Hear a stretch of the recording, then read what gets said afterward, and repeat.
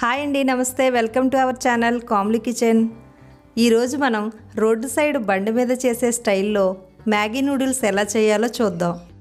ముందుగా ఒక లోతు గిన్నె తీసుకొని అందులోకి 1 లీటర్ వేడి నీళ్ళు వేసుకొని 1 స్పూన్ ఉప్పుగళ్ళు వేసుకోవాలి. అలాగే 1/2 టీ స్పూన్ ఆయిల్ వేసుకోవాలి. ఆ తర్వాత మ్యాగీ నూడిల్స్ వేసి నెమ్మదిగా గరిటెతో కలపాలి. ఇందులో ఆయిల్ వేయడం వల్ల నూడిల్స్ ఒకదానితో ఒకటి అంటుకుపోకుండా మెత్తగా అవ్వకుండా ఉంటాయి. వేడి నీళ్లలో నూడిల్స్ వేసిన వెంటనే అస్సలు ఉడికించకూడదు. ఇలా 1 నిమిషం తర్వాత ఇలా వేళ్లతో నొక్కి చూస్తే ఉడికాయో లేదో తెలుస్తుంది. ఇప్పుడు ఈ నూడిల్స్ని జల్లెడలో వేసి ఇలా అనాలి. అలాగే ఈ నూడిల్స్ జల్లెడలో ఉండగానే చన్నీళ్లను ఇలా వేయాలి. చన్నీళ్లను వేసి అటు ఇటు కలిపి పక్కన పెట్టుకోవాలి. ఇప్పుడు స్టవ్ ఆన్ చేసి వెడల్పాటి కడాయిని పెట్టి 2-3 స్పూన్లు ఆయిల్ వేయాలి. ఆయిల్ వేడయ్యాక 1 మీడియం సైజు ఉల్లిపాయను 3 పచ్చిమిర్చిని చిన్న చిన్న ముక్కలుగా కట్ చేసి వేయించాలి. అలాగే 1 క్యారెట్ను చిన్న చిన్న ముక్కలుగా కట్ చేసి వేయాలి. వీటిని గరిటెతో అటు ఇటు కలపాలి. ఇప్పుడు 1/2 కప్పు పొడవు చిక్కుళ్ళు వేసి వేయించాలి. అలాగే 1 కప్పు క్యాబేజీ తురుమును వేసి బాగా కలపాలి. ఇప్పుడు కట్ చేసిన క్యాప్సికమ్ 1/2 కప్పు వేసుకోవాలి. ఇవన్నీ 70% ఉడికేంత వరకు వేయించాలి.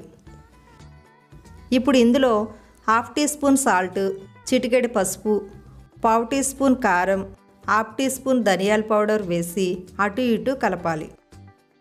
ఇప్పుడు మ్యాగీ నూడిల్స్లో ఇచ్చే మసాలా ప్యాకెట్ పౌడర్ వేసి బాగా కలపాలి.